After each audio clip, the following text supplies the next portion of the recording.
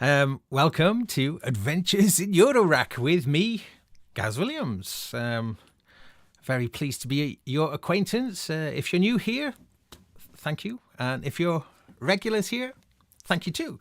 What are we doing? Well, Adventures in Eurorack is has been my little journey. It's been nearly a year now since I took this Eurorack journey, and it's been kind of crazy, and I've moved way too fast. I talk a lot about this on various other shows, but if you're new to the journey, then where am I at? I'm still very much in the beginner stages, but I'm starting to kind of figure certain things out. Now, I moved way too quickly, like many people do in Eurorack, and got far too many modules too quickly, so much so I got really confused as to what on earth am I meant to be doing.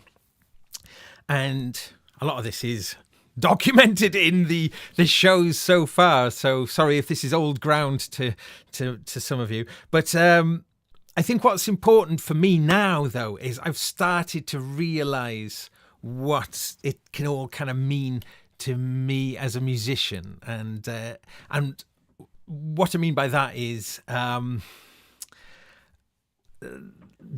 turning them into specific instruments rather than this kind of very abstract notion of what they can be, i.e. a bunch of of unrelated modules that you can patch together. So I have kind of 4 different rack systems here, which is kind of crazy for the time I've been doing it. But those 4 have started to develop purposes now. So in front of me is the Waldorf Kb 37, which I mainly got for doing this kind of thing, for doing this show.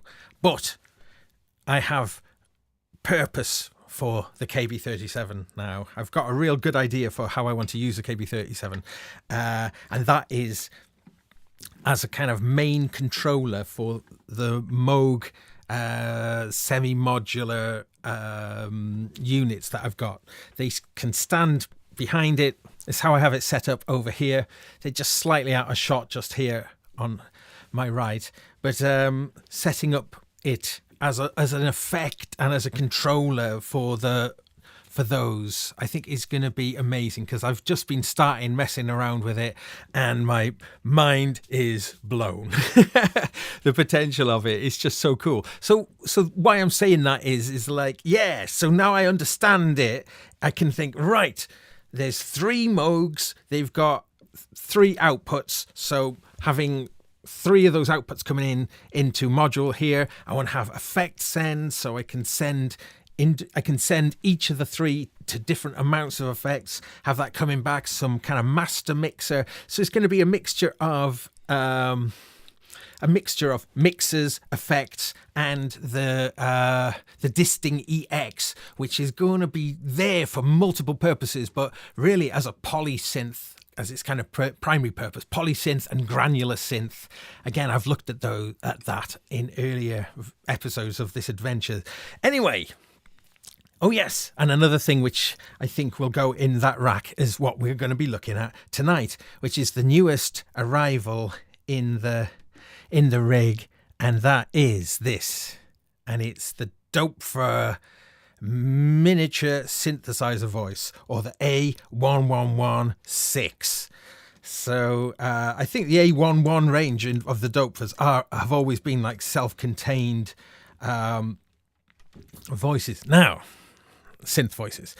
I have a little story to tell, which feels almost like a confession, but herein is the kind of thing about learning about modular.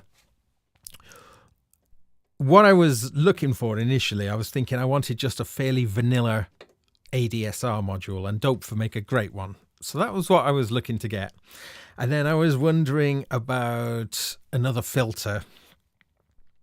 And then, as they say, one thing led to another. And I just started thinking, well, this miniature synthesizer voice from Doepfer, it's around 160 UK pounds. I bought this from Elevator Sound, my friends in Bristol there. Elevator Sound, really good actually. They just opened today, as other places done, and really cool. They've just given it a fantastic lick of paint. It looks like a module now, the whole shop, from the outside. So that's really cool. But elevator sound really good, actually. I mean, they have given me loads of really good advice, so I really appreciate having them in my city. Yeah, so this synth, though, so yeah, I kind of thought, well, for not a lot extra, when you start looking at them, you can get what is essentially a complete synthesizer voice in a module. And there was something about it that I thought, wow, do you know what? In one foul swoop, I can get a full Doepfer synth into Eurorack, which feels like a just thing, because Doepfer being the creator of the Eurorack format, the originator, it's something quite classy about this. I thought, wow, a complete analog synth in what's that, 16 HP? It's a pretty small module. So what we'll do tonight is we'll have a little play around with it, and then I've got more or less the same other modules that were in the rack from last week, that they're just going to be there for supportive duty. But the Doepfer will be the star of the show tonight, and we'll go through all of the kind of settings on it and figure out what kind of interesting stuff can be modulated on it as well. Just going to check in with the chat room just to say hello to everybody and have a little quick look. Nice. Hello. Wow. What a great gang. Thank you so much for joining. It brings me no end of pleasure. My heart is full of joy. Really. Yeah. So that's the plan tonight. So we'll have a look at this. It is fairly simple little synth. Well, I mean, it couldn't get too complicated in such a small format, but I think it's got an interesting little tone about it. Right. So I think what we'll do is we'll keep it as simple as possible for now. I'm just going to take the output, because it's a complete voice. This is the minimum amount of patching. I'm just going to patch it into the output mixer that I've got on over here, which, can we see it from this view? Yeah. So we've got the A-111-6 also from Doepfer, which is just a little stereo mixer. I just bought another one of these, actually, because I like to use them as the pan as an effect send. So that's how, I haven't got it set up like that here, but the other one that I've got now, I'm using it as that roll. So I was mentioning that this Waldorf is going to become essentially the controller. Whoa. The controller for the Moogs. I will tell you about the other ones very briefly before we get stuck in, because I realised I'd started talking about that. This going to be the Moog sort of hub of the Moog semi-modular. The mini brute with the rack brute is the synth voice, the lead voice. The other one, which is two sets of rack brute, is the laboratory. And then the rack unit is the drum machine. So each one of those I'm going to start developing and focusing more on its particular purpose. And to that end, I think I'm going to change the format of this Monday show around a little bit and do it less from here and more from where those objects live, because it's a little bit too, I'm constantly pulling apart things, and I need to kind of leave things plugged in a little bit to kind of advance to the next level with stuff. So I think I'll make the show a little bit more about, one of the four setups, essentially. So I hope that'll work out well. That's the plan going forward. Yeah. So, but right now, I keep triggering notes. We're looking at the Doepfer A-111-6. And this is not that way. That way. This is my cautionary tale. Yes, there is a cautionary tale. When I plugged it in, the first thing I did was patch in the pitch and the gate from the KB37. Okay. Then I took the output out.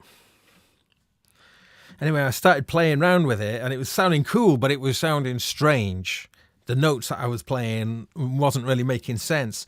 And then I realized that it was doing an octave in a really short range, like from the C to the F sharp. I was like, oh no, there must be something wrong with the calibration. That's what I initially thought. Seems fair enough that you got to stretch the tuning out to get the octave, somehow, it's analog. And a little look at the manual, or I should say the manual. The Doepfer manual is just like a page that it's the least manual thing I've ever seen. However, the information was on there, and yeah, whip it out. And there's little kind of trimmer pots on the back, and it's quite nice, and you can start messing with them. But of course, I messed with those settings, and I couldn't get it. I put it back in, and I couldn't get it to track in octave. Oh, it was doing my head in. Anyway, I was thinking, right, and I pulled the cables out, the gate and the pitch cable out, and I think I leant on the key like that, triggered a note, and it was like, huh? Hang on, Bouts. Look at this! I've only got one cable in, and it was working. Oh, it did my head in. It did my head in. Yes, the cautionary tale, ladies and gentlemen, is that on some racks, that ribbon cable can actually give you gate and CV through it. I feel really stupid. I didn't know that you could do that. Or I'd kind of known and ignored it, and I hadn't really sunk in. So yes, the KB37 in its bus, well, and using the ribbon cable can in fact send CV and gate signals, which makes absolute sense. So I was so stupid that I didn't think that was the case. I just assumed that the oscillator needed tuning and the scale stretching. So anyway, yeah. Then it was a case of popping it back out, and then because I'd messed up all of the factory settings, So anyway, I got the tuner out. I did it properly, and I got it pretty good. I could get 3 octaves more or less bang in, and then it was slightly, it was drifting one a little bit and then a little bit. But I kind of thought, well, all right, I reckon that's probably about as good as we're going to get. So yeah. So there we go. I learned something but I think it's only a few modules that can read the CV and gate. You need to have the full 16 pin, not the 10 pin. Can't be bothered to open it up to show you. But yeah. So if it's a full 16 pin, and I think that's right, unless I might be wrong about that, but yeah. So that means then, with minimum fuss, just plugging this into the KB37 with just a single cable, we've got a synth. Which, yeah. So what I'll do is I'll just have a little explanation. I'll try and explain as much as I can what this thing does. It's a very simple synth, but there's some pretty cool features about it. It's a single oscillator, but it can do a sub oscillator, and you can switch the right. Let's filter open. Let's get a bit more gain. Okay, bit more gain. Oh, here we go. This is better. All right. Okay. So, what have we got? Yeah, so you can set it. Set where the oscillator is. Octave. I see it. Ooh. Cha. So, you got tune, octave.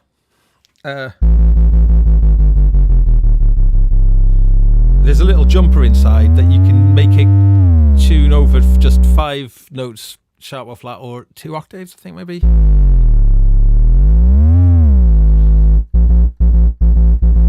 Yeah.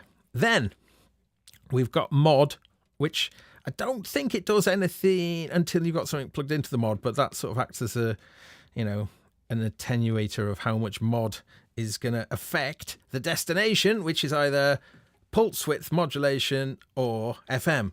And you kind of go, pulse width, but the only waves we can see are a triangle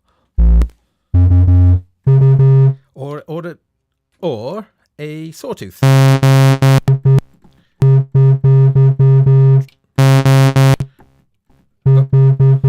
So you're kind of like, what's the pulse width? Where's the square? Well, the square is there. As soon as you turn the pulse width, it brings the square in.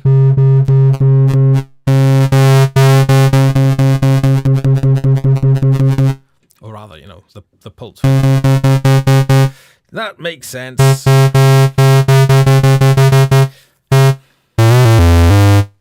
So you haven't got level controls then.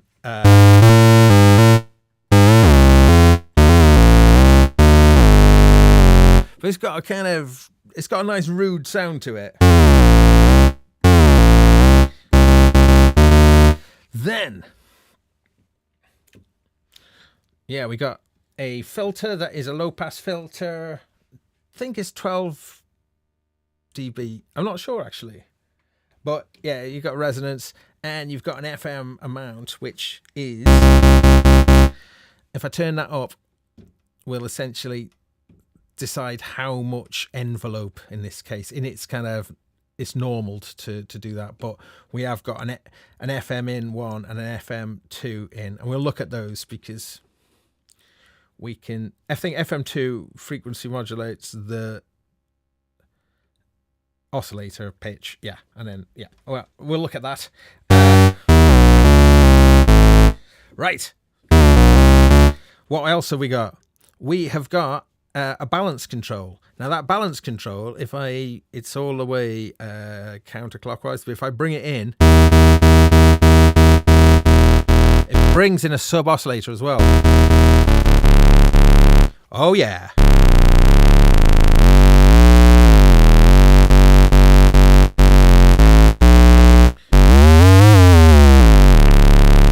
So it's pretty meaty, isn't it?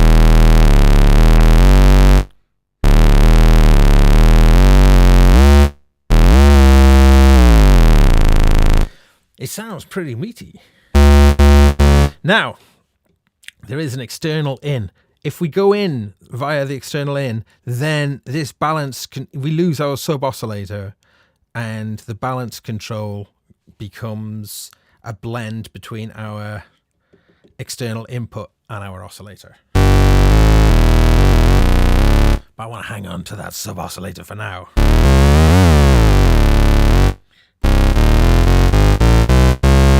I think we're scaled in tune all right now.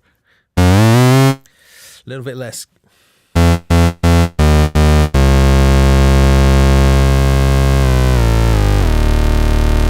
Just trying to be driving my mixer a bit high there, wasn't I?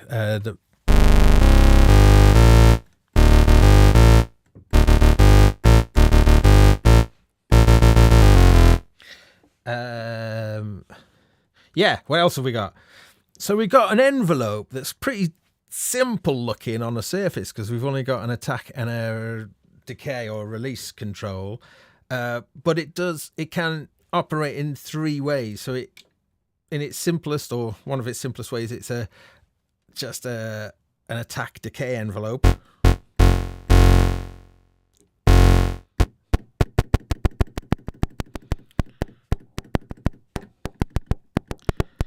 It's kind of snappy.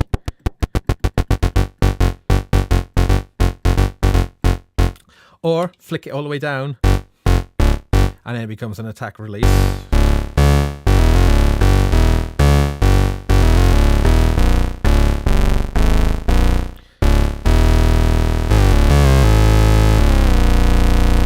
Yeah. Or in the middle it becomes an ADSR. And I get always a bit confused about this because you've got a fixed sustain at about 50%, and then I think that the decay and the release follow the same setting.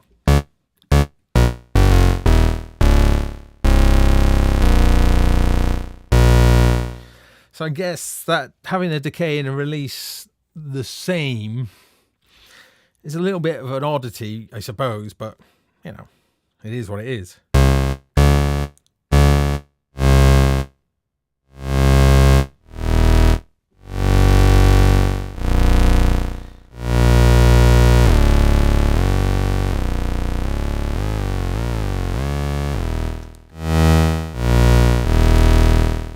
So, in terms of modulation, even though it is a miniature synthesizer voice, it doesn't have any movement other than its own oscillator. So there's no LFO built into it. But I'm guessing we could probably... I'm wondering... What we can do is we can tap out the envelope. So, I mean, this is how I ended up getting this thing. I was thinking, oh, Ace, you can send in a gate and you can take out an envelope. So, you know, I've got a little envelope when I need it. But I mean, it is just this little bit here. But yeah, what can we do on the bottom here? Volt per octave input and gate. So, that has got some interesting potential because it's getting it from the bus board, and it's also you could get it from somewhere else. So I'm guessing you could fire a sequencer into that and get some kind of fight against it somehow. You know, play the notes. That might be something to investigate. What else? Yeah. So envelope out. You see, this is confusing. It is confusing. You don't know what are in or out unless you kind of know. Unless you know what the things. There's no difference in the writing. I guess that might be just a Doepferism, but you know, envelope is out. Not, you know, conceivably you could be having some envelope in, or no, maybe not. Maybe it makes sense. But anyway, what else have we got? CV balance, so we can CV control the balance there, then the external in, as I say, which then becomes to the right hand side of the balance. So that's got potential. We've got our mod input there, which here's our destination. So that mod will go to either the pulse width or FM. Then we've got CVT. When you change that, when you modulate, that's CV to time. That will change the length of the attack and the release simultaneously. It will either shrink or grow them. So that has got nice potential too. And then VCF FM1 and VCF FM2 as well. So yeah, we can do things. Living right next door, we got the 3 LFO again, making probably its 4th appearance. And next to that is the VLH, which also could be quite nice because it's got that ring mod function. So and then the Hysteria from Dreadbox is another oscillator. So if we wanted to try and build a 2 oscillator synth, we could use those two and augment it with this one. So that maybe something like that later on. Yeah. So let's see what we're doing now. Yeah, well, it's pretty vanilla in terms of, you know, what's going on with this sound. It's not necessarily particularly amazing, but it's kind of solid, and it's nice to have something. I'd like to find a way of driving some more expressivity into it from the keyboard. So I've got outputs available to me on here are the velocity and aftertouch, bend and wheel. So yeah, I haven't talked about these before, but haven't really explored them much. But I'll ignore that for now then. But we will just look to find some way of. Let's see what happens. I'm going to take velocity out, and I'll have velocity effect. Let's try the CV balance. So if I play quietly. Oh yeah, cool. So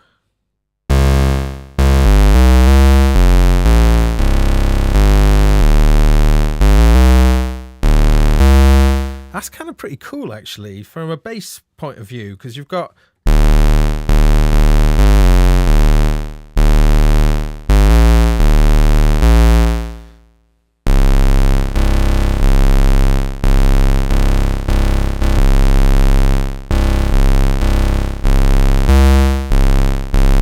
so getting the feel of that.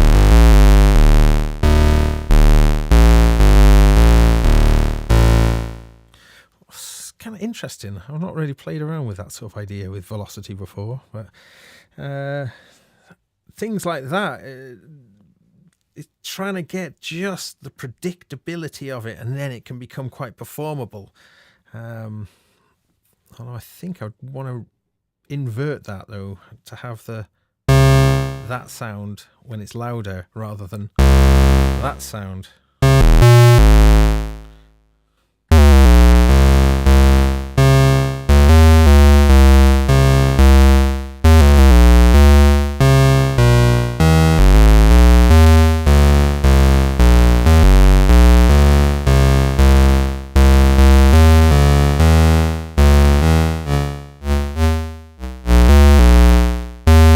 Anyway, okay, sorry. Yes, so what else could we do? Let's send velocity to control VCF FM1.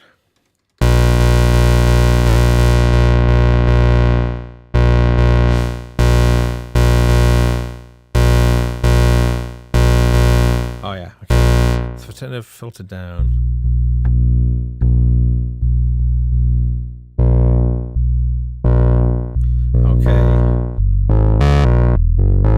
That's nice. Oh,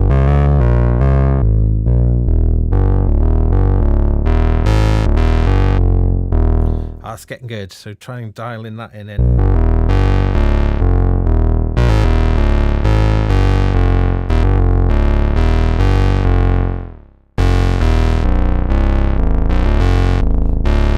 Yeah.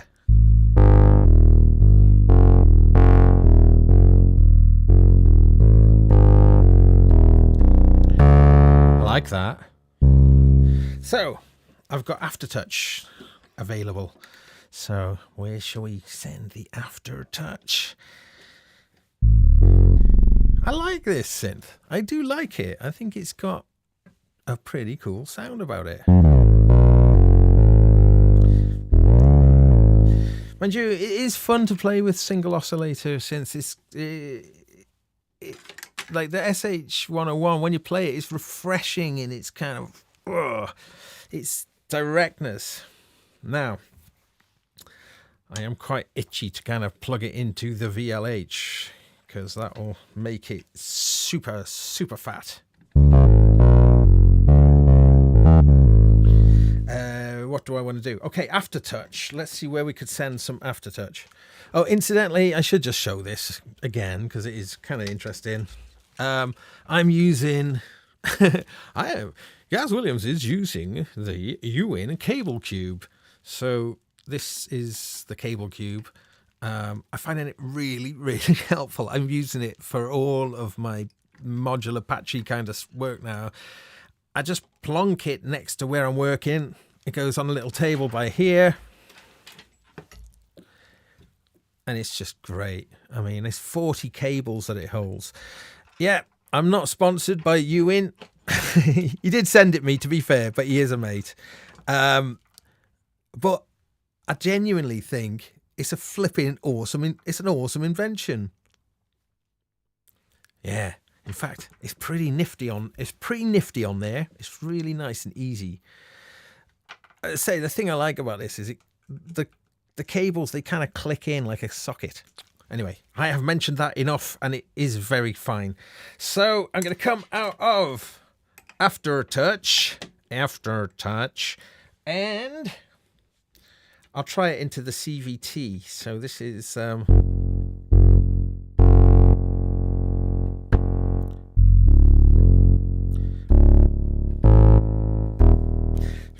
not particularly playable, but it's...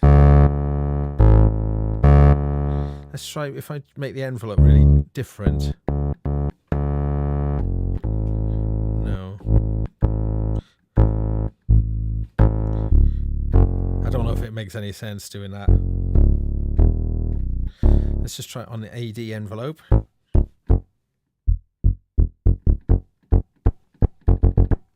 Yeah. So the harder I do it, the shorter it is. Softer I do it, the longer it is. So actually, if I make these really long, then...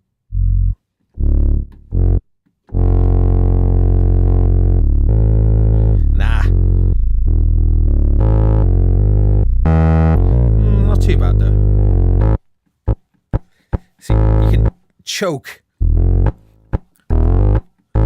Okay, there's something there. If you think, like... sort of... We use a lot of choking on bass. That sort of choke, you hit a note. So I'm going to try and see. So if you play hard, it'll choke.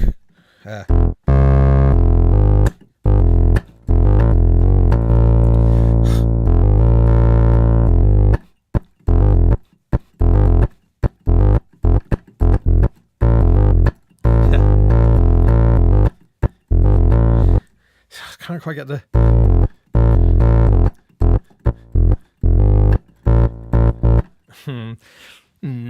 No, nearly, but not quite. Okay, I'm going to put it into FM2, is it?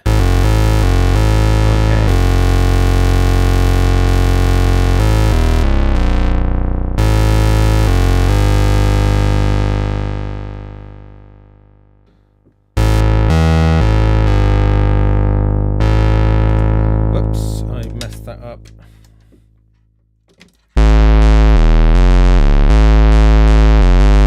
Okay, there we go.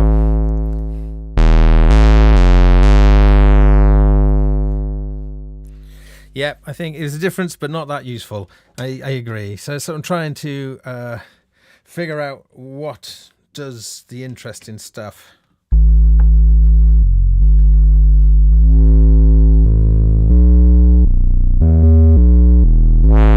Yeah, that's nice. Putting the Aftertouch into the VCFM one.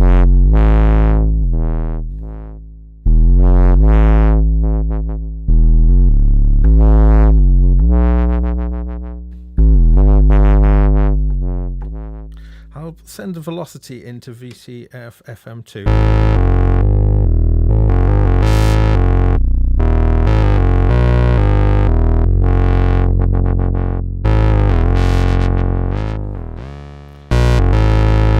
Turn that envelope down, make it an ADSR again, or maybe just the AD. No, ADSR, so I can do some Aftertouch.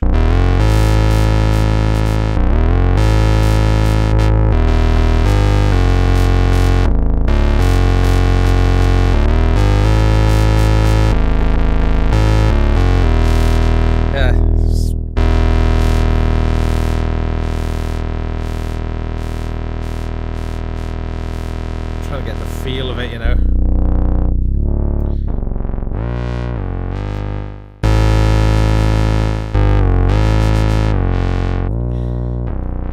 So you can see it's a pretty straightforward synth. I don't think you're going to get a load of crazy stuff out of it on its own, but it's kind of nice, isn't it? Having a nice fat analog. Having a nice fat analog synth actually only taking up that much space, and then, you know, what you can do with it downstream of that. Where I thought it'd be quite nice is when I put it to use with the Moog, the Moog semi-modulars, to actually have a synth voice that doesn't have that sort of Moog characteristic. It does have quite a different tone to it, doesn't it?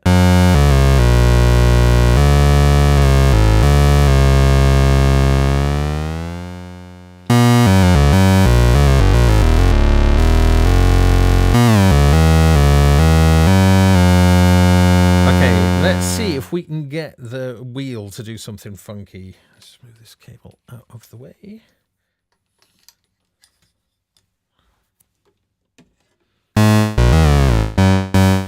Yeah.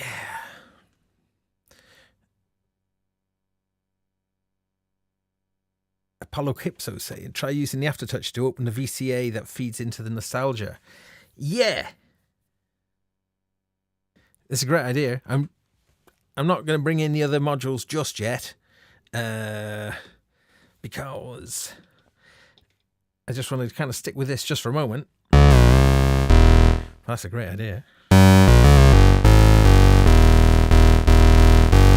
Steve O'Here. Hi, Steve. Steve saying add some... Hey, Steve the man. He said add some resonance. Yeah, we can have some resonance in there. Ooh, gets a bit squealy, doesn't it? Ouch. Ow, yow, yow.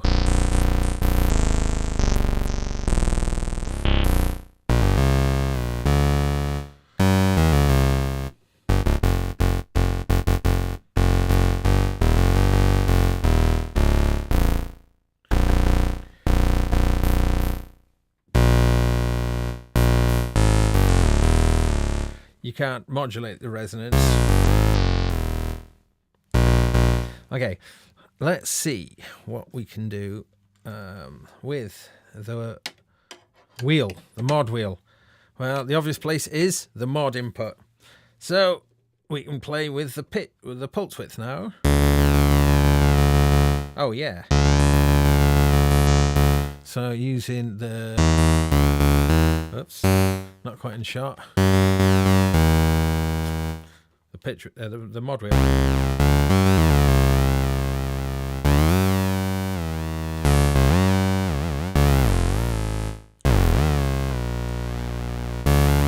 Bit subtle. I think the mod wheel would be, let's try that into FM1 instead.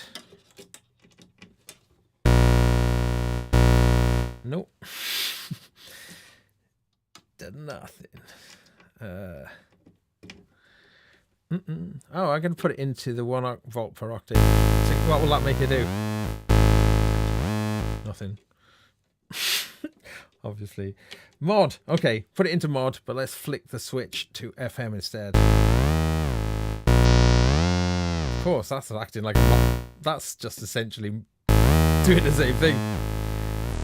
Actually, if they're both changing pitch at the same time, could we utilize that somehow? No. Right, somewhere else. Wheel. We're running out of choices. Let's put it into VCF. FM2 instead. Ah, that's the boy, isn't it?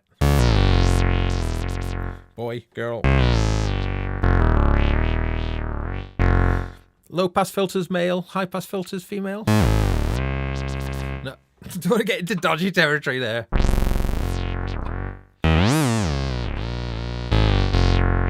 Okay, that's nice. What have I left off? I've got velocity free again now. Let's try that into the CV. No. It's just... Oh no. Into the CV balance.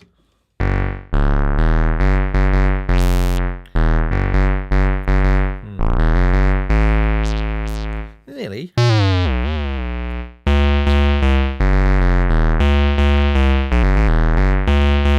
So I'm playing mostly bass lines at the moment. You don't say. It's a bit too much nose on that.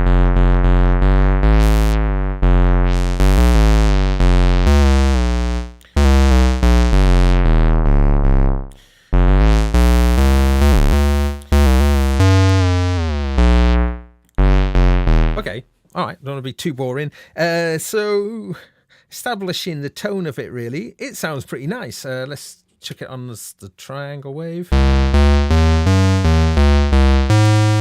So we can make it sound really...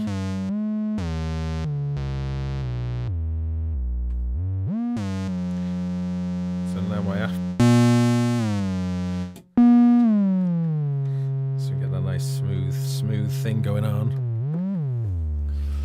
Okay, let's get on to there. Oh no, let's do it that way around.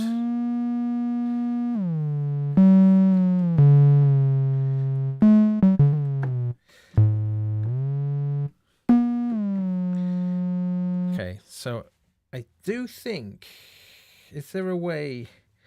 Oh, do you know what? I think it might be a jumper inside, but if you... I think there's a way to make the filter track. I think it might be. Let's try it with this triangle. That'll be the way to test.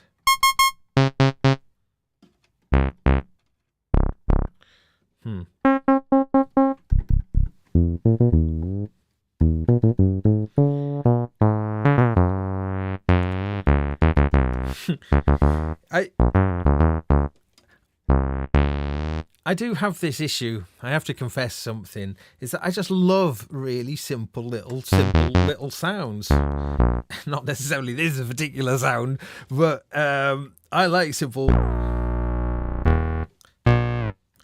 Not yeah. Now I've said that, I've messed the sound totally up. But I do. I like simple little tones, and I just really enjoy making them expressive in some sort of way. I like using the touche. I'm going to use more touche in future shows because I've been using that quite a bit and with the rig, and it just blows my mind every time. Mind you, my mind is fairly easy to blow. No, that's not true.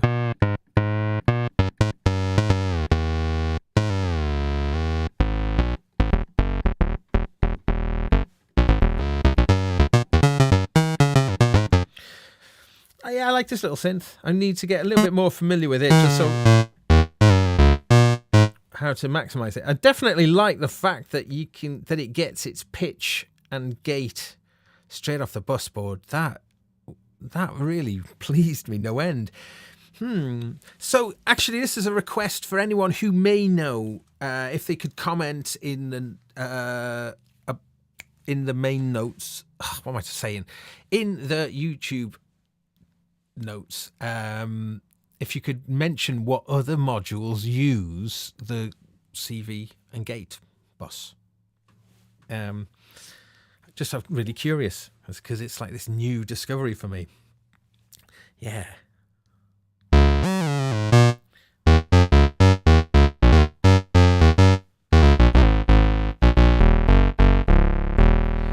So I reckon though, with this module, you're never going to get that far away from these sort of the sounds that you're hearing.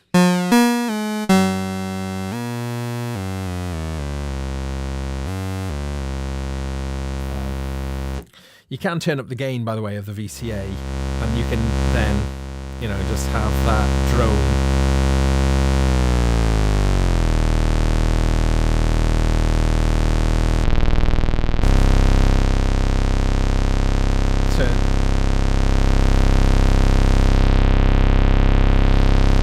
Crying out for modulation though, isn't it? Really nice drone stuff going on. But as I say, I don't think I can get any cyclic movement out of it on its own. That seems a slight shame. But I mean, it's such a, as it says, a miniature voice, synth voice, and it is a good voice. It's got a good tone to it.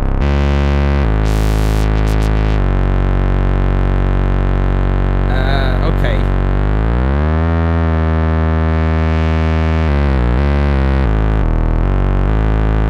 So I'll build up a patch over the night. I'm going to add in, the VLH, I think, and the Hysteria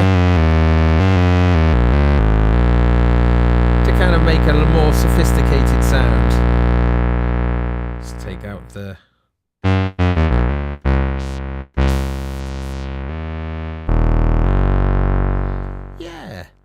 It's cool. It's cool.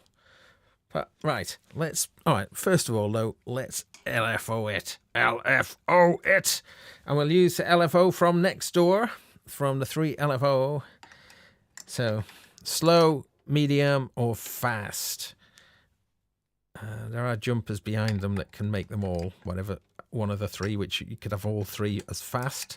I quite like it as this, because you can choose which one you want. So I'll take a slow one, and I'll try what happens if I put a slow one into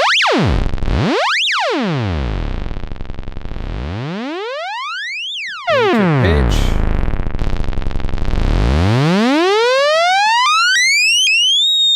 I'm just wondering, does, in fact, I can even find it.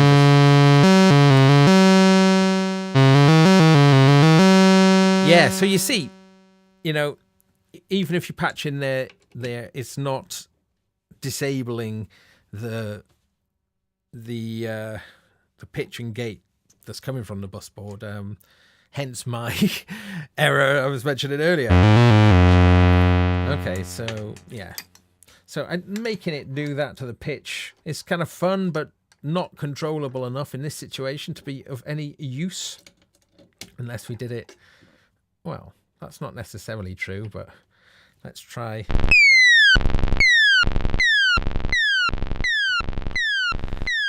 Even... Let's try it faster.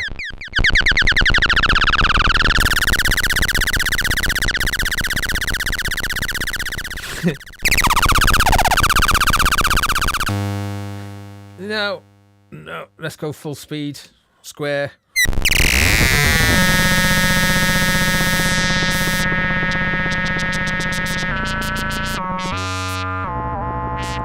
Better.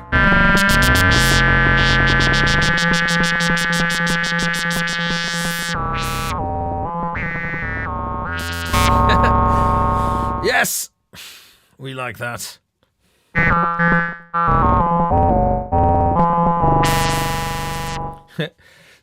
All right, it's naughty. Let's try it into the mod. That should do some kind of nice stuff. Let's go slow. It's like a nice slow pulse wave modulation. Pulse wave modulation.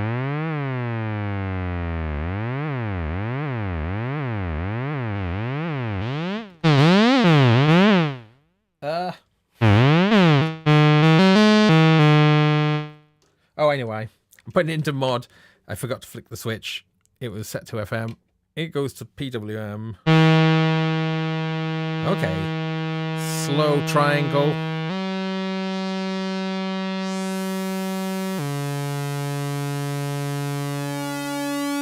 Put the balance. There was too much of the...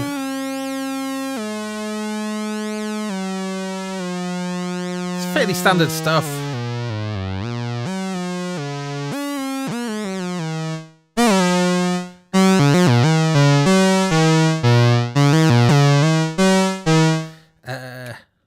Flick the envelope as well, so VCA is being triggered purely by gate. Oh.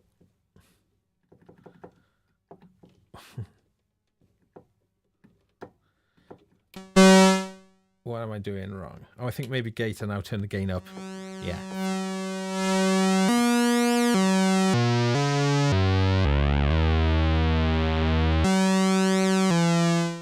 I think I'll keep that though off and keep that on the envelope. But that is an important thing though, because if we unpatched the VCF FM1, whacked that on gate,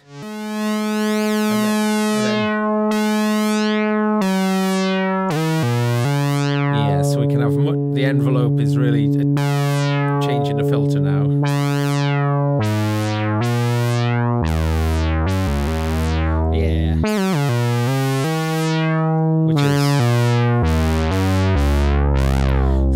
Sub-oscillator in. So kind of classic mono synth sound.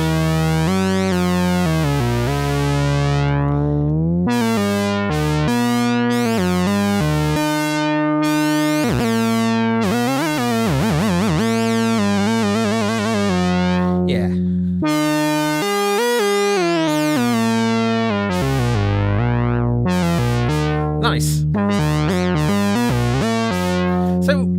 you know, as I say, super simple, fairly traditional, but it's always joyful, isn't it?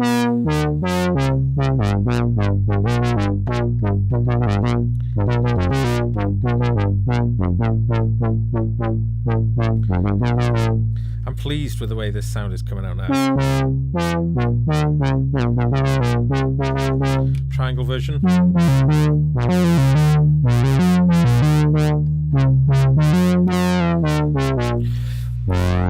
So in a moment we're going to try mixing it with the Hysteria, and we'll see what a blend of those two can sound like.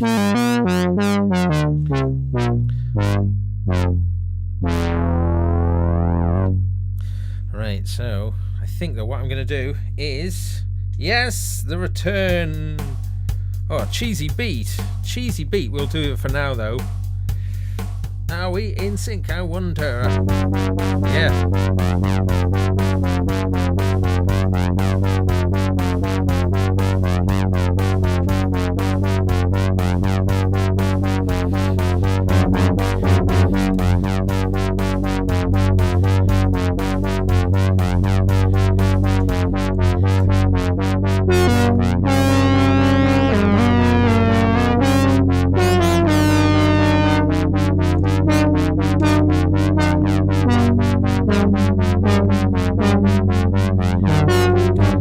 That's going nowhere fast. Kill it! Yes, but I do have a looper on the floor, so I will use it at some time.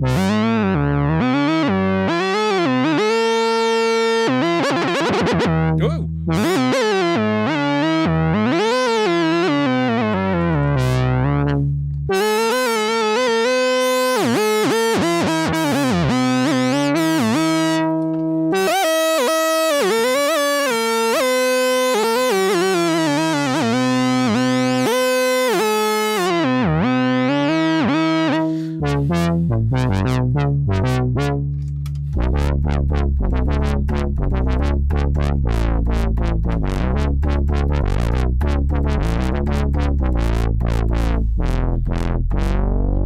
Okay, enough of that.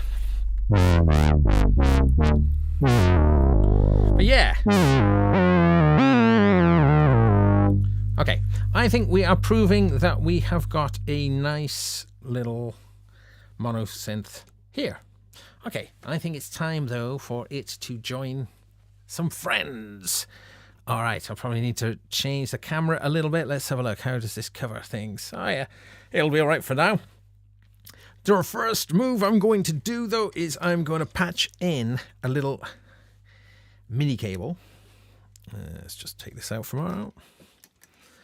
I'm going to patch in a little mini cable. It's going to come out, and then it's going to go into the VLH, and then I'm going to come out of the through. So that stuff is just in there. It's just in there. The VLH now. That can give us extra sub oscillators and a ring mod and some noise if we need it. Okay. And that should all be, let's put that back. We should have sound through. Let me just check why I've lost my sound. I don't want to lose my little patch. Oh. I've lost my sound. Why did I lose my sound? What did I do? I don't deserve to have lost the sound. Out. In. Everything looks good. It's triggering. I have lost my... Okay, my fault. Being stupid. Because I'd left the envelope on gate. Okay.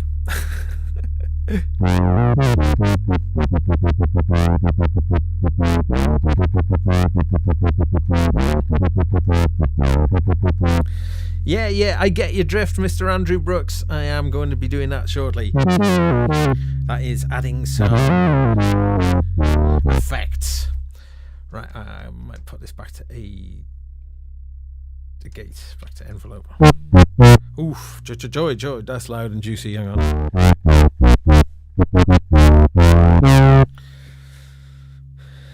Let's get that from drifting for a moment. Okay. Yep, let's get back to where we were. My mistake. What a surprise. Okay, out. So out and in. All right. But that's going to come. I'm going to take that out of the eudaimonia. So we're going to bring in a little submixer in the Dreadbox eudaimonia, and that's going to allow us to some of our.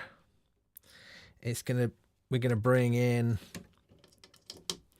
our other oscillator. So handily, although I mean, it's not a big deal. I could take these splitters, but handily, I don't actually need. Well, I will. I'll keep it in the splitter for now, in the volt per octave. As I say, I was going to say I didn't necessarily need to use a splitter because, as I mentioned, it's getting its pitch and gate off the bus board. But I'll do it anyway. And then here's a gate, so that gate will go into the VCA. Yeah. Okay. Let's keep the filter fully open and resonance off. Now,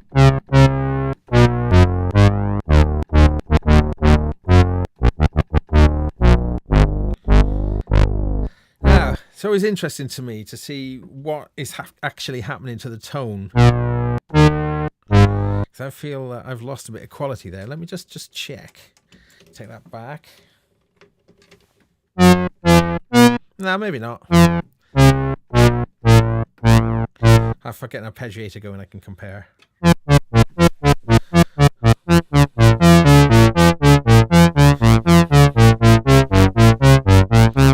Okay.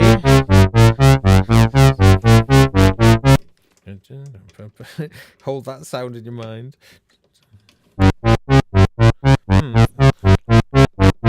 Bit less gain. There we go. I seem to remember this eudaimonia maybe has a little bit extra kind of drive if you push the gain, but maybe not.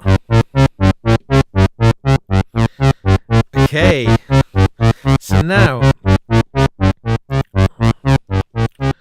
yeah, okay, great. So now let's take our hysteria output and bring that into another channel on there. So we'll kind of go out and into channel 2 of the mixer. So now we should have our second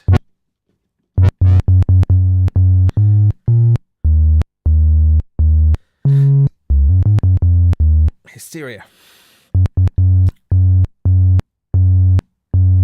I think I need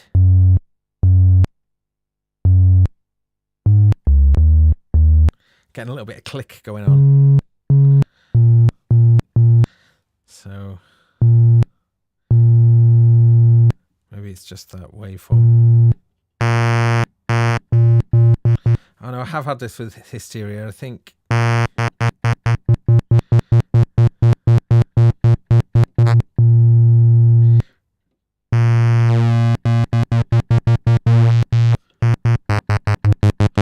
obviously a lot more tonal variety in hysteria than the Doepfer, or in rather waveforms available to us. But I think what might be nice is to go onto a a sawtooth, and then to compare it first. Let's have a listen to. Oh, it'll mess up my synth voice that I've created. Anyway, let's have a look.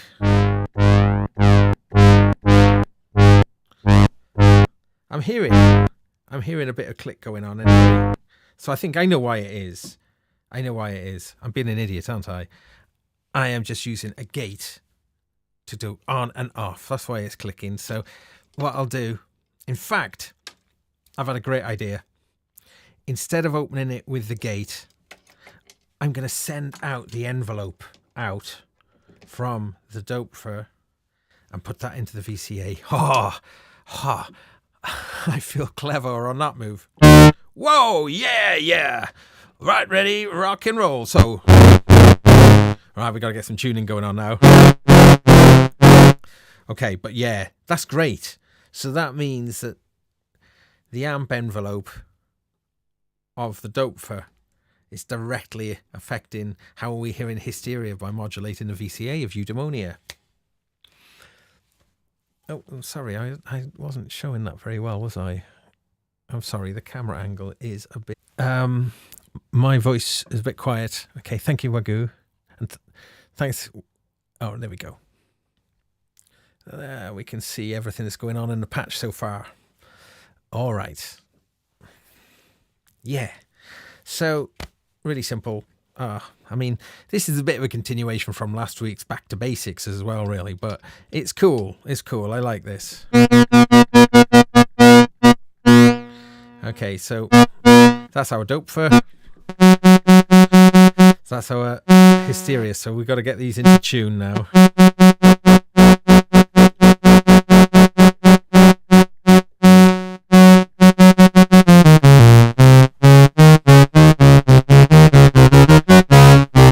Let's get up the octave a little bit.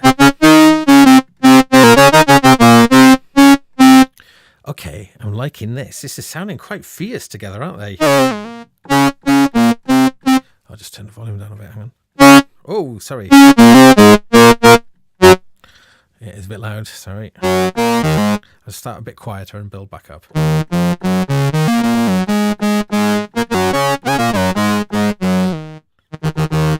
I feel like I need...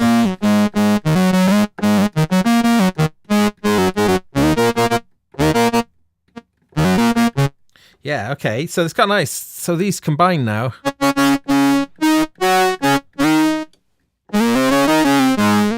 You're starting here. Ugh. Let's take out that attack.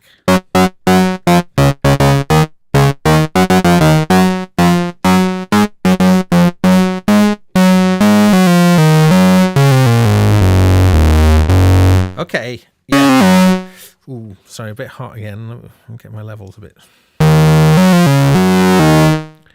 Yeah, let me just fix the levels a little bit.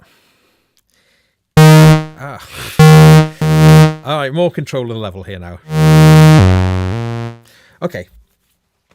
Now, what do I want to do? I want to... So the Hysteria has a sync. And... I'm assuming it's a sync out.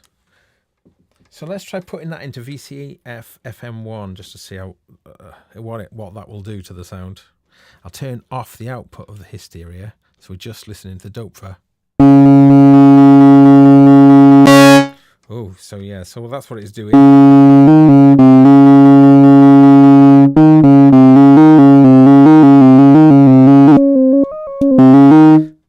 Let's change that. Let's try that into the second VCF FM2. Oh, sorry, these just sounds just leaping out, aren't they?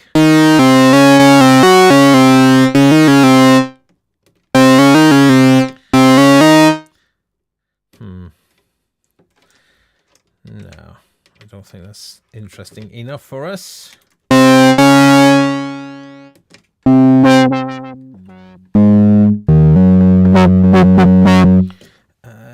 Right. Maybe I will... Let's have a think now.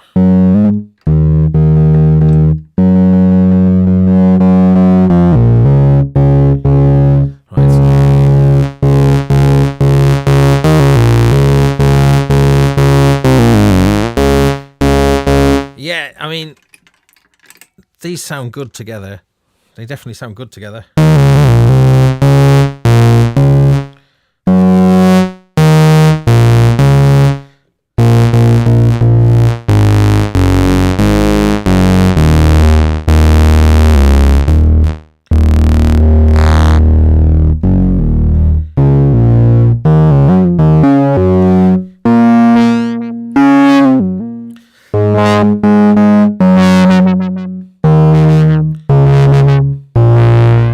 So I've just moved the Hysteria to being a sine wave.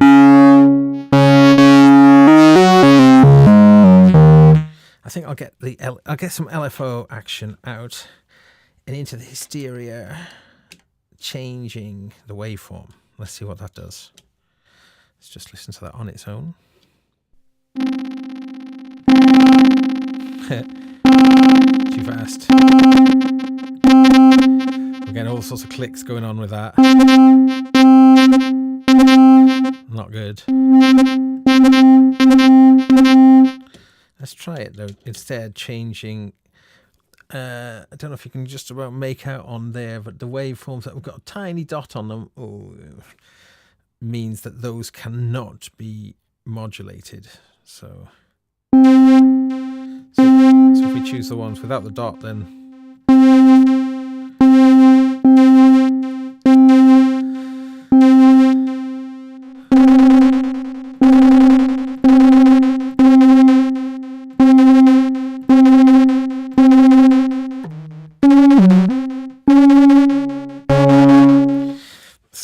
it's not going anywhere with this patch though, is it? So that's not particularly interesting. Let's try it with a slow square. I guess that's available to us at the moment.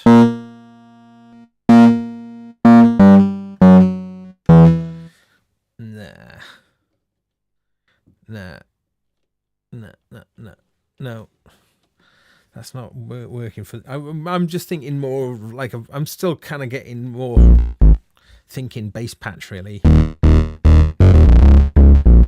It's gone a bit rubbish at the moment. Let's just get that back. I think that's just the Doepfer, which is sounding.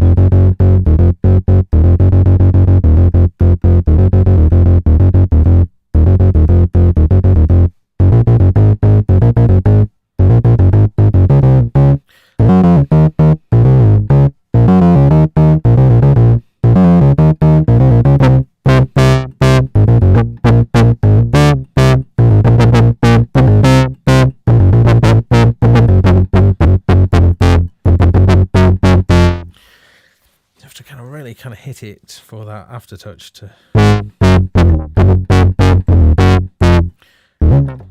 do something. Has to be said. It's really nice to get back to full-size keys after playing a lot of mini keys for the last few months of various things. I try and be open-minded about mini keys. But it's only so you can only be so open-minded about it, mini keys. At the end of the day, it's much nicer playing full-size keys. And this is a really nice feeling key bed. I think it's a TP9 Fatar bed. I think. Chords. Okay, as your head has requested, chords. Yes, sir. Let's see what we can do. So we can tune things differently. Now, where can we? I have got, what else could I get? I could maybe get a note out of the Antidote, but I have to be fair. As much as I love these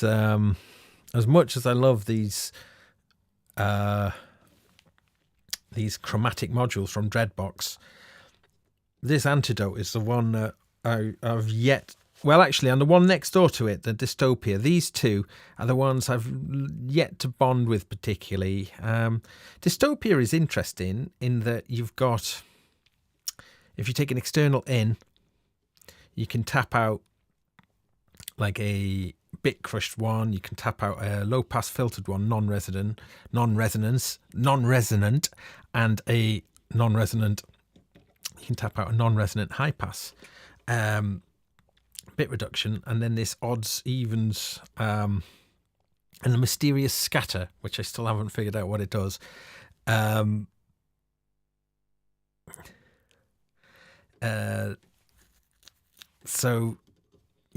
So still waiting to really connect with that one and this one.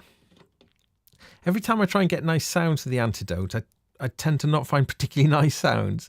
You can find some pretty cool sounds though,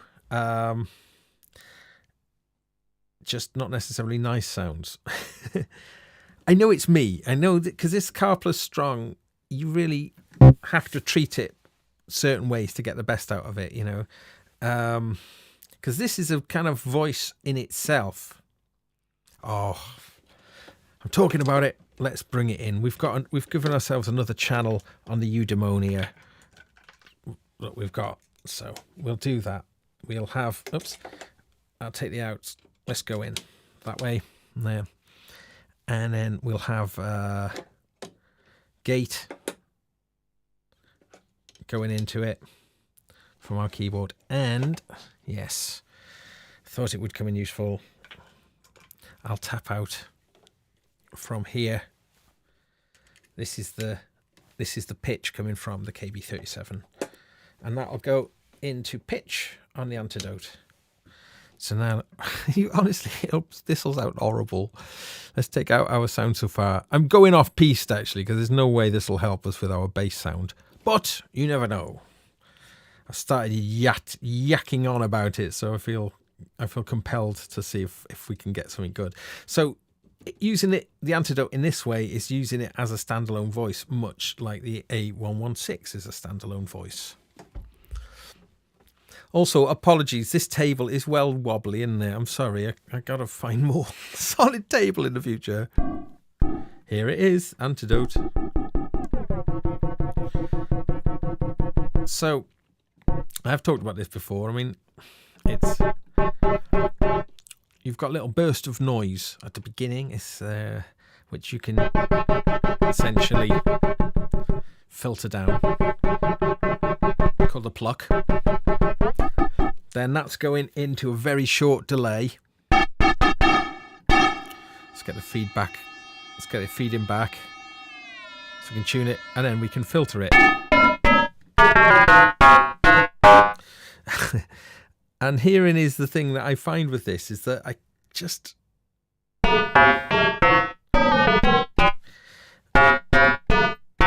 It is super modulatable though, and we can modulate the tuning, the feedback, and the filter.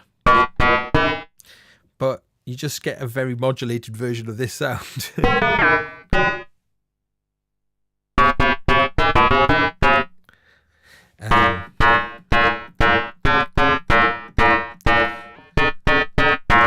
Yeah, so I just, mind you, it's got a metallic-y edge to it that's very different from our sounds that we've got. So maybe nestling it in somehow. I'd have to tune it as well. Let's see if I can get it into tune.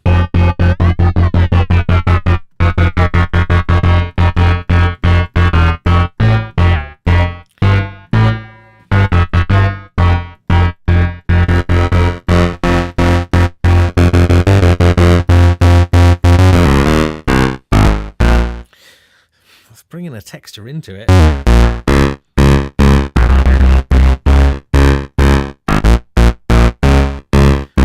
not a particularly good one though. I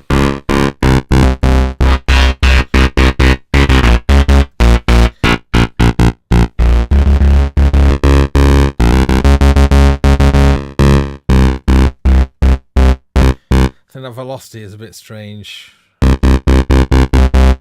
And I've not got velocity patch. What's going on?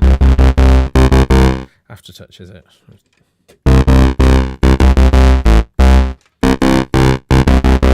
No, I think I must be getting a little bit of phase cancellation going on.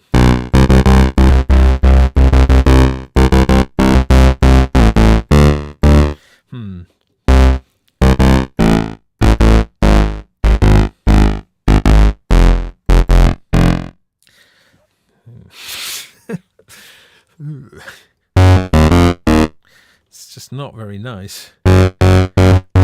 So let's try and filter it really down. Let's get a fast arpeggiator playing just a single note.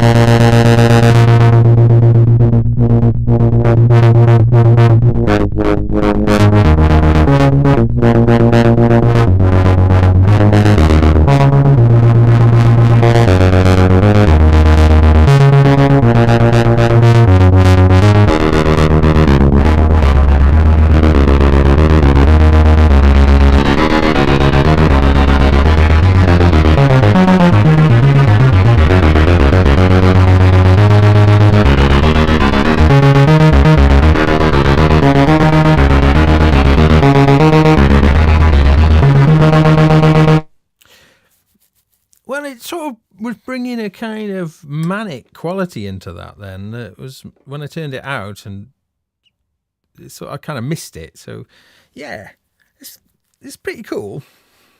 It's just finding the right application for it.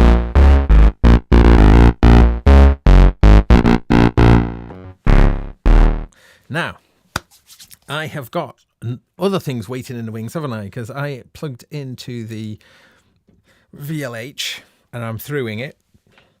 It's not actually using anything of it at the moment. So now is as good a time as any, I think. And we'll introduce, I think, I'm going to take an output of that. I'll take the sub-out oscillator out. Oh, I'm having an idea though. Yeah. Actually, I'm going to take, let's do it this way. Since we're using the two oscillators, I'm going to take the pulse of the hysteria out and put that into the input B and the VLH. And then we can come out of the ring mod output and then bring that into, I'll just bring it straight into a channel on the Doepfer. Okay, so let's just see what that. So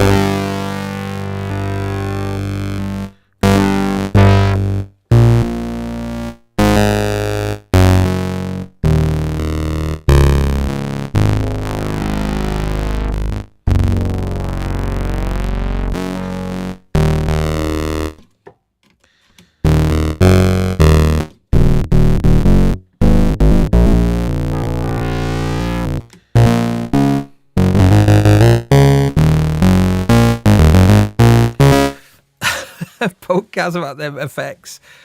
Oh my god, I'm so sorry. Right, you want some effects. Wetten things up. Make things sound a little bit kind of sploshy. Right, okay. The way we're going to do that then is I will bring... What should I do? What should I do? Yeah, I know what we're going to do.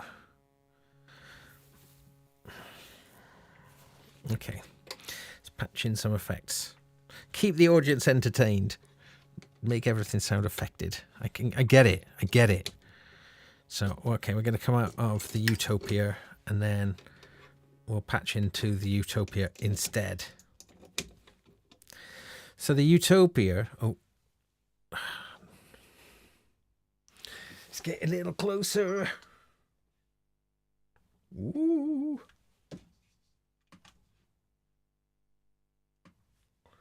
A little closer still.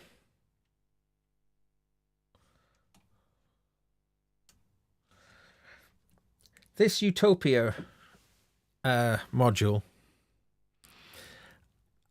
I didn't quite get it at first. I was confused because it is a bit confusing. And if you've looked at, I was talking about the manual for the Doepfer being pretty minimal. Actually, I think the manuals for the chromatic modules are even more minimal. Very pretty, nicely done, but they are just a page of information. So the Utopia can act as a little 4-channel mixer where you can take 4 down into a single output, but you've got 3 of those outputs, so that's really handy. But you can essentially tap out as well. So you can just use the bottom part as a mixer. And then the top part you can use as 4 attenuators, really. But you have to plug in dummy cables into these outputs if you don't want the effect of them to come through if you're using it as a CV mixer. So, for instance, you could be bringing in different CV, mixing different CV signals together. Well, the LFO is going to have an effect unless you tap out the LFO. I don't know how much sense that makes, but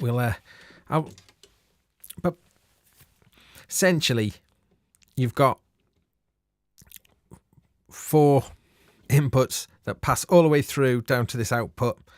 And then if you want, you can tap out another output here, which passes through this pulsarizer. You also can just put patch directly into the pulsarizer, which I think we should perhaps do. Let's just do that. Let's just hear what the pulsarizer sounds like, because the LFO will affect the pulsarizer. Pulsarizer. So let's see, where's our sound gone? I've broken our sound, haven't I? So output. So I'm just going to go straight into the pulsarizer with our sound, and out of the pulsarizer and into our mixer. This is what I've typically found with the pulsarizer. This kind of thing.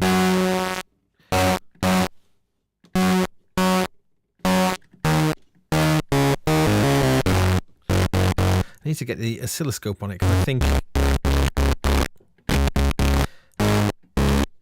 I want to understand what it's trying to do a bit more. Let me just see what my sound is doing. What is my sound doing?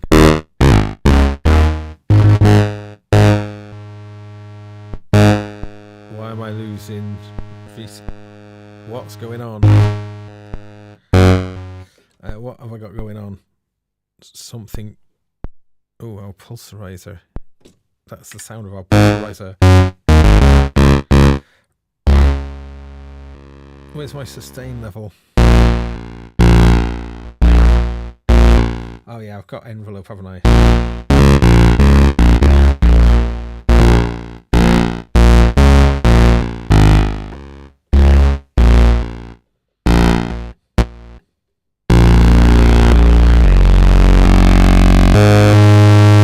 Sound has gone horrible.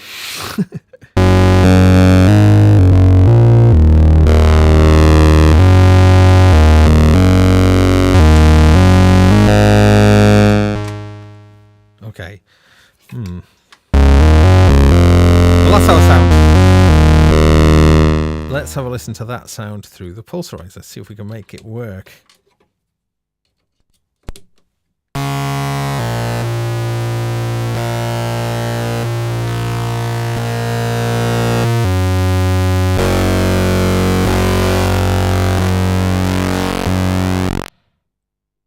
God. I don't get it at all, this pulsarizer. It just seems to make everything just...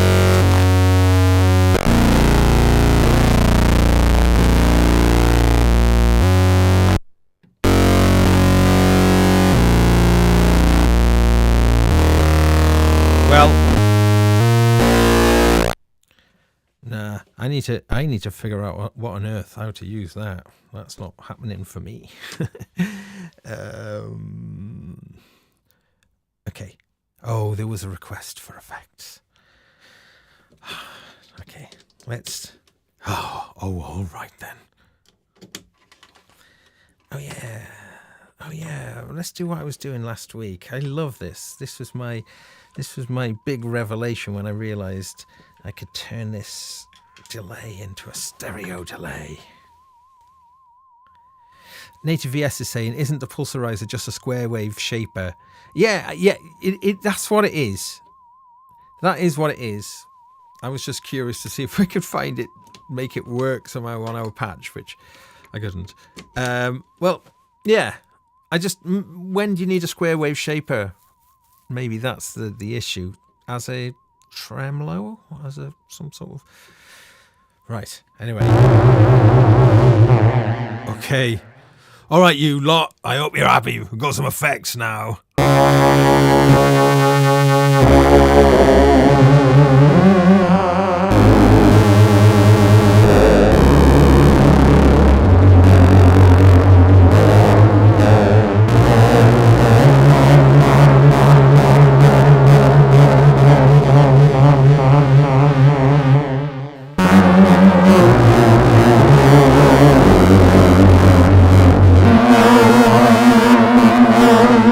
Stereo. We can make it very stereo.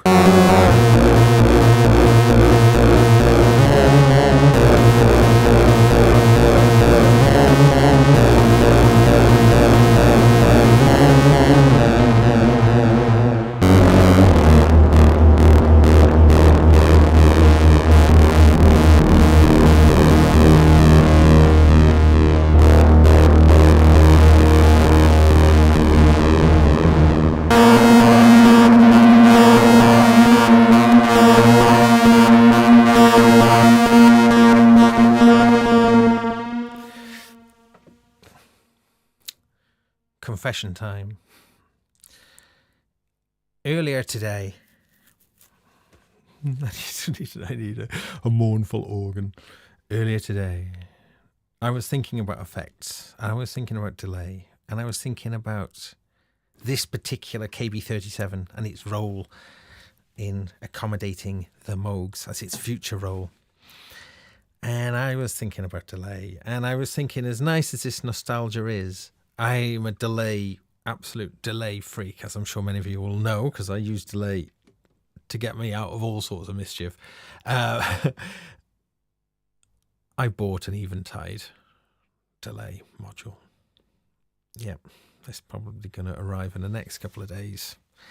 It was a spontaneous decision, and it wasn't very cheap.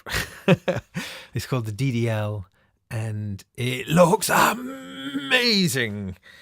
So hopefully I'll have that on the show for next week. Yeah, because I love delay, and I've got loads of delay pedals. I collect them. I've got a bit of a fetish for them.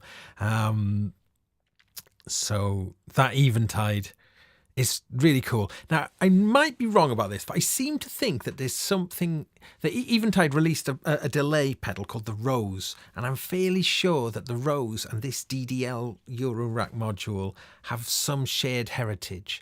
I do believe you can get it as well in a 500 rack series as well, or again some shared parts of it. The Eventide, it looks super cool. I guess the thing that makes it cool is it's a digital delay, in as much as that initial delay is the only digital part. The feedback itself is analog, and the low pass filter is analog. So it's largely a hybrid digital analog delay. And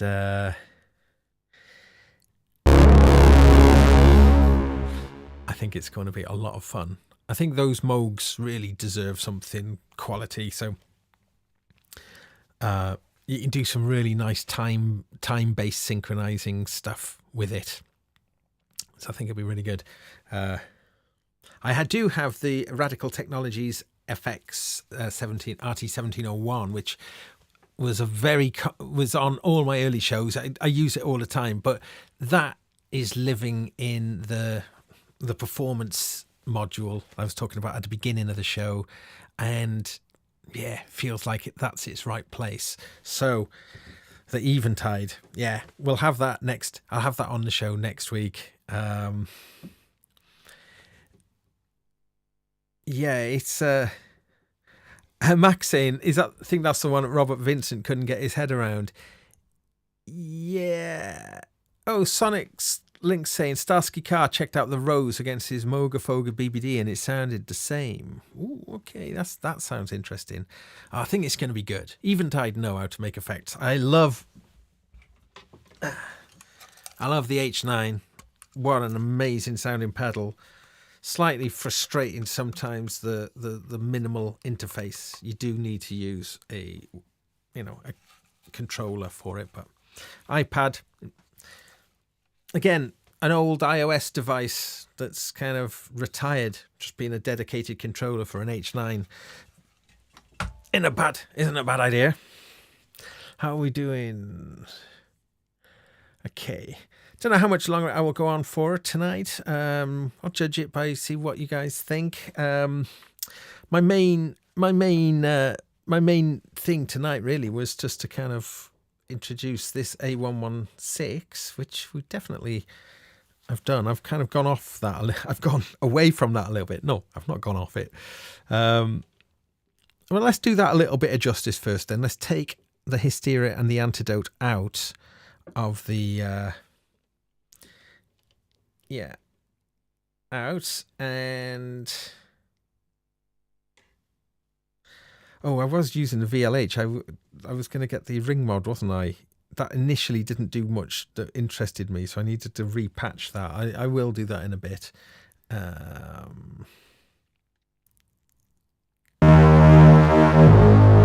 we're listening to the A-111-6.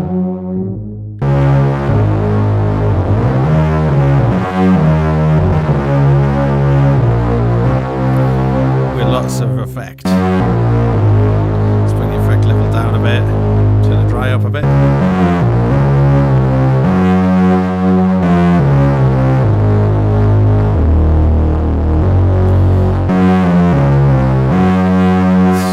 It's wicked, isn't it?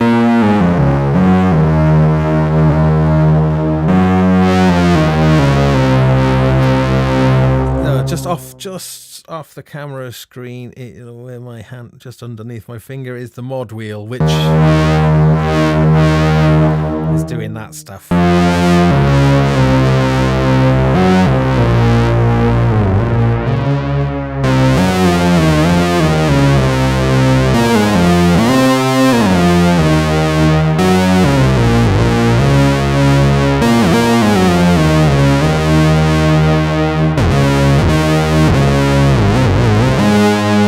Yeah, that's pretty cool. It is sounding pretty awesome, isn't it, that, I think? How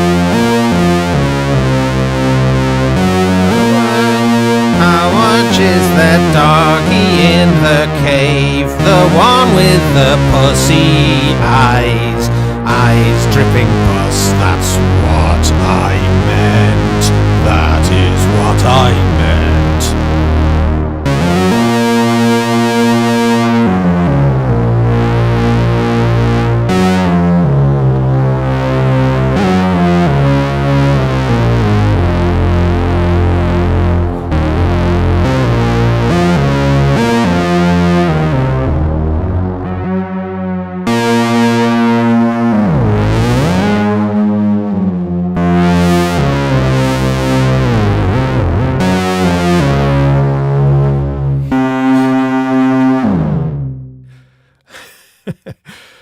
Sorry. Sometimes my brain drips goo into the microphone. That's when I kind of get a bit like this and feel something needs to be taught. I feel that I am not properly understood in this world. No, only kidding.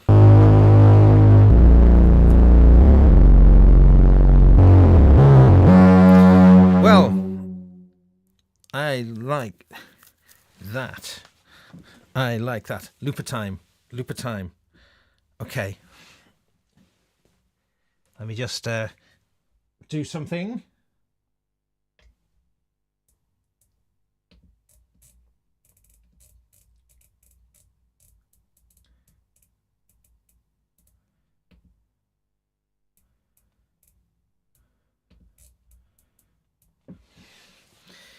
Okay, the thing is done that needed doing.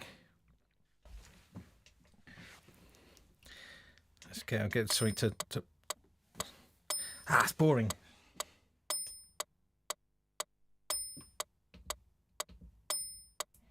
Make a pattern.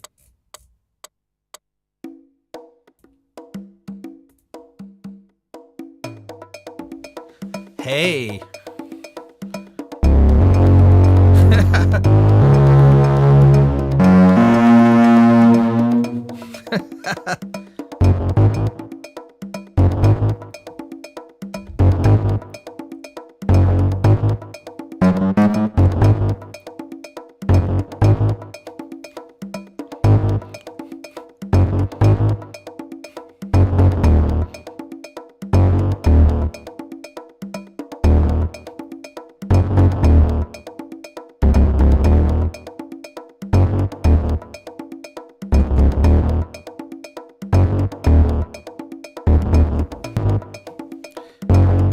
I think we got it.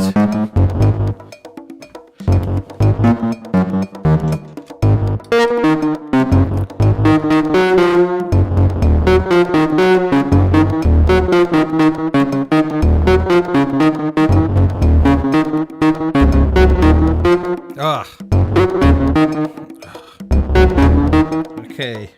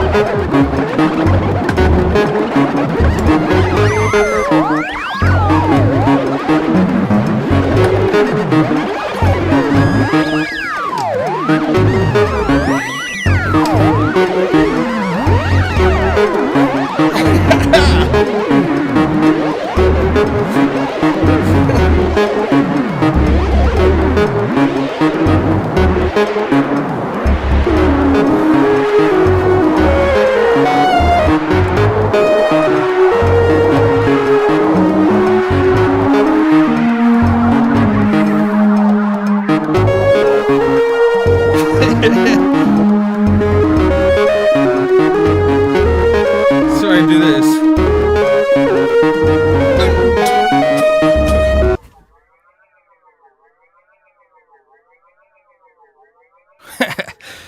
All right then, everybody. I think that will do for tonight. Thanks so much for joining me again on my little adventures in Eurorack. Lots of stuff coming up. Oh, holy cow! Wagoo! Look at that! Oh yes, I found out how to do it earlier. I have just enabled Super Chat and Super Stickers and all that business. So thank you, Wagoo. That's really cool. Thanks. Yeah. Whew. Yeah, so lots of cool things happening and coming up soon. So please join me on Wednesday if you are around from 8 p.m. for the Gaz Williams show. And next Monday, 10:30. This is British summertime. I'll be back for more adventures in Eurorack with, hopefully, if it arrives, the Eventide delay. So that will be the star of the show next week. And then, as I mentioned earlier at the top of the show, I'm really developing the racks, the different ones that I've got into very specific purposes, with this KB37 really going to be really focused on providing the ultimate kind of front control for the Moog semi-modular trilogy. So that's going to be cool. Native VS is saying, any more Rocket Gold Star shows coming up? On here, I would love to do that. So yes, I think in May, I'm going to do 2, because to commemorate the 21st anniversary, actually it's the 21st anniversary of the 12-hour single, something I talked about a few weeks ago, but it's also the 21st anniversary of the Rocket Gold Star silent gig. Yes, Rocket Gold Star, we were the first ones to properly do it, the silent gig. Everyone in the audience on headphones. It's official, it's true. Have a look. It's on Wikipedia. No, but we did in the year 2000, and I'm going to tell that story in an upcoming show. I thought it might be good to coincide that with the 21st anniversary of that event. And yeah, we're just talking to some people maybe about the Rocket Gold Star album coming out on a label as well. So we'll see how that goes. That might hold things up a little bit, but it will be better in the long run. But thank you for asking. And anyway, this is all really cool stuff. Thank you again once more, seriously, for joining me. It makes it just so much fun. And I'm glad you all had a lot of fun in the chat room. As always, it's a real pleasure. Thank you. I will see you soon. And take care and be kind and be lovely, as I'm sure you all are.